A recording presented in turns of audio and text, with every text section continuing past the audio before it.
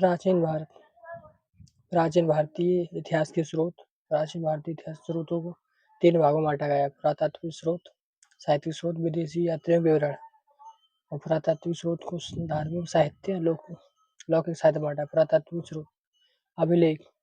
पुरातात्विक स्रोतों के अंतर्गत सर्वाधिक महत्वपूर्ण स्रोत अभिलेख है। अभिलेख पाषाण शिलालेखों, स्तंभों, ताम्र पत्रों, दीवारों, मुद्रा उत्खनित हैं तथा अभिलेखों के अध्ययन को एपिग्राफी कहते हैं। सर्वाधिक प्राचीन अभिलेख मध्य एशिया के बोगोजकोई अभिलेख नामक स्थान से मिले हैं। इनमें इंद्र, मित्र, वरुण और मत्स्य देवताओं के नाम मिलते हैं, जबकि भारत में सबसे प्राचीन अभिलेख अशोक के हैं, जो 300 BC के लगभग है। भारतीय पुरातत्व विभाग का जनक सर अलेक्जेंडर कनिंघम को कहा जाता है तथा भारतवर्ष का प्रथम उल्लेख्य हाथी गुफा अभिलेख मिलता है। यमन राजदूत हेलियोडोरस का बेसनगर जैसे विदिशा से गरुड़ स्तंभ लेख प्राप्त होता है, जिसमें मध्य भारत में भगवत धर्म विकसित होने का प्रमाण मिलता है। दुर्भिक्ष शब्द का सर्वप्रथम उल्लेख के सौगर अभिलेख मिलता है।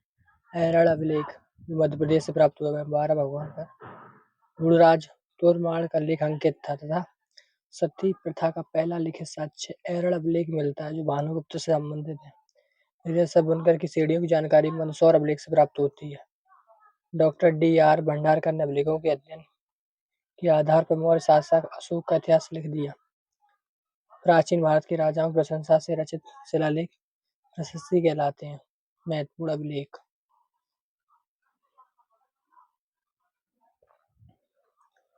हाथी गुफा अभिलेख जो तिथि रहित अभिलेख है।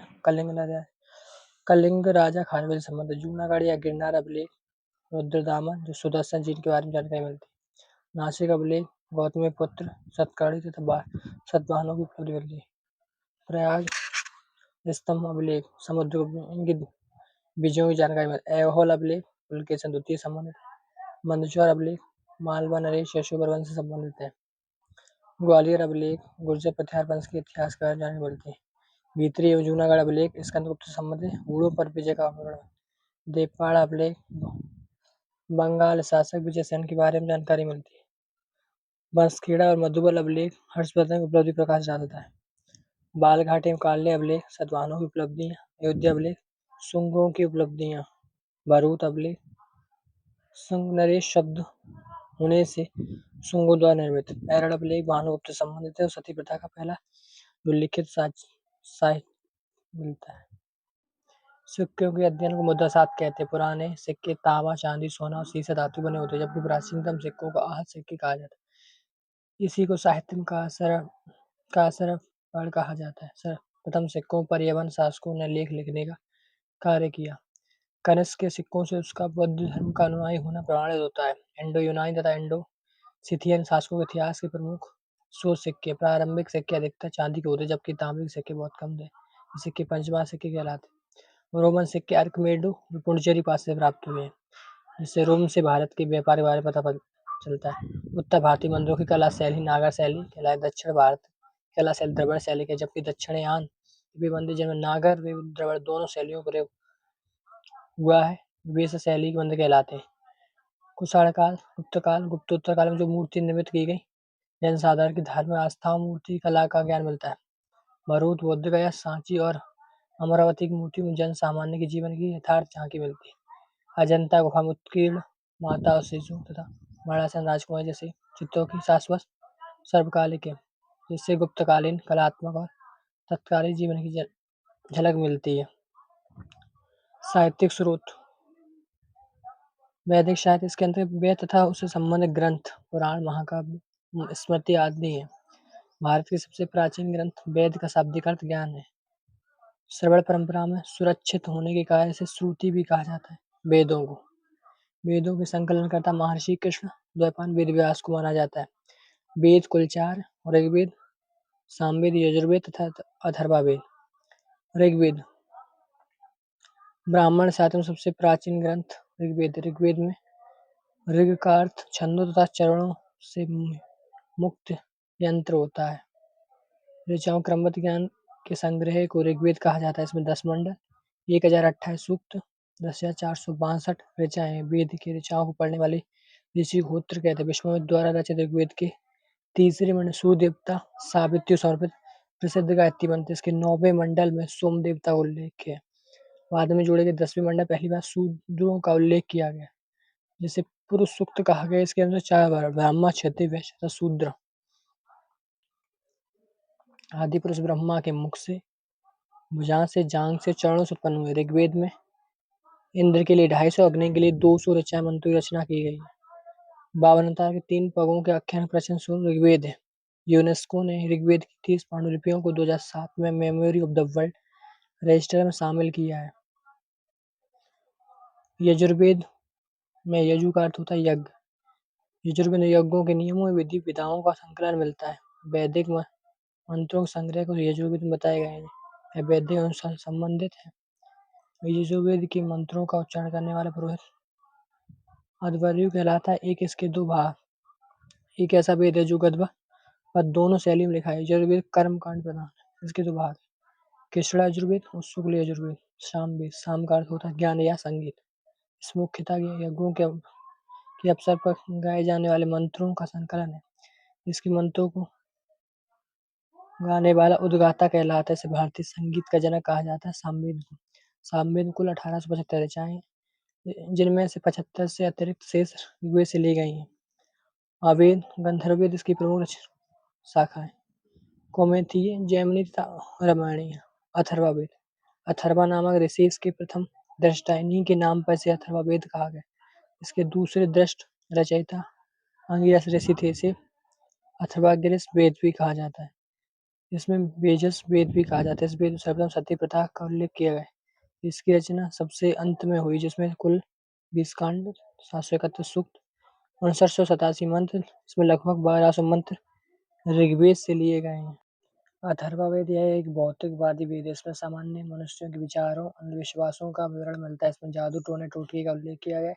इसमें चिकित्सा पद्धतियों और औषधियों का उल्लेख किया गया है। इसका उपवेद शिल्प वेद है। इस वेद में आर्य एवं अनार्य सभ्यता एवं संस्कृति प्रभाव दिखाई देता है। अथर्ववेद में परीक्षित को कुरुओं का राजा कहा गया। इसमें सभा एवं समिति को प्रजापति द्रौपदी कहा गया है। पृथ्वी सूक्त अथर्ववेद पितृ सूक्त माना जाता है। 4 वेदों के एक उपवेद ऋग्वेद का उपवेद आयुर्वेद, सामवेद का गंधर्व, यजुर्वेद। ब्राह्मण साहित्य, इनकी रचना वैदिक साहित्यों की व्याख्या करने हेतु सरल गद्य में की गई। ब्रह्मा का अर्थ यज्ञ है, अतः यज्ञ के विषयों को प्रतिपादन करने वाले ग्रंथ ब्राह्मण ग्रंथ कहलाते। ऐतरेय में राजा अभिषेक के नियम में प्राचीन राजाओं नाम दिए गए।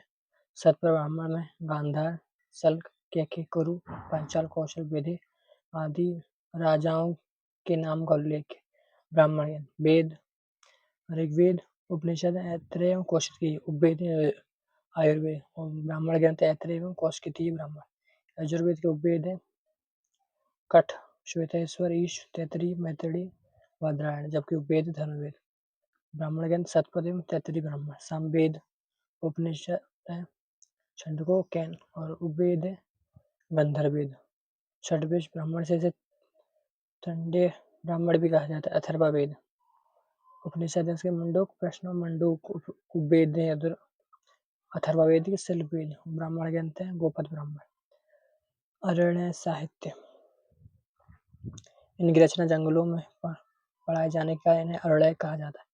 यह ब्राह्मण ग्रंथ का अंतिम भाग है, जिसमें दार्शनिक एवं रहस्यात्मक ज्ञान के विषयों का वर्णन किया गया है।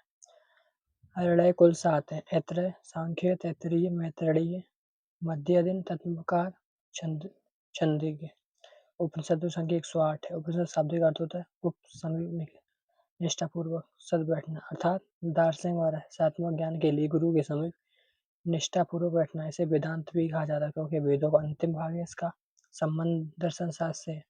उपनिषद मुख्यतः ज्ञान मार्ग की रचना है। उपनिषद कुल संख्या 108 मानी गई है, किंतु पौराणिक उपनिषद 12 है। 12 उपनिषद ईश, कैन, कठ, प्रश्न, मंडूक, मंडूक, तैत्तिरीय, ऐतरेय, छंदोग्य, श्वेतेश्वर, कौशिकी, बादरायण। शंकराचार्य ने प्रारंभ में 10 उपनिषदों का भाष्य लिखा है। कठ उपनिषद में यम व नचिकेता संवाद है।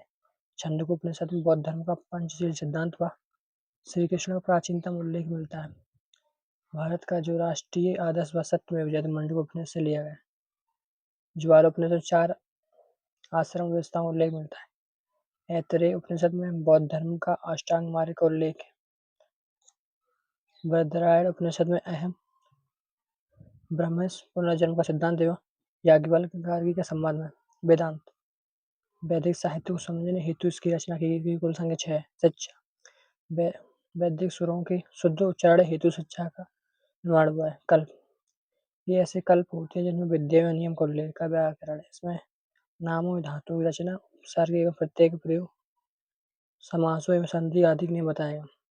निरुक्त शब्दों की उत्पत्ति का शास्त्र या एक प्रकार का भाषा विज्ञान। छंद वैदिक मंत्र प्राय छंदबद्ध हैं। छंद शास्त्र का ग्रंथ छंद सूत्र के उपलब्ध हैं। ज्योतिष इसमें ज्योतिष शास्त्र के विकास को दिखाया गया। जोशी में कुल 44 श्लोक सबसे प्राचीनतम आचार्य मगध मुनि है। सूत्र क्या होते हैं? वैदिक साहित्य को अक्षुण्ण बनाए रखने के लिए सूत्र साहित्य का प्रणयन किया गया है। ऐसे सूत्र जिनमें विधि और नियमों को प्रतिपादन किया है कल्प सूत्र कहलाते हैं। कल्प सूत्रों के 3 भाग हैं। सूत्र, ग्रह सूत्र और धर्म सूत्र।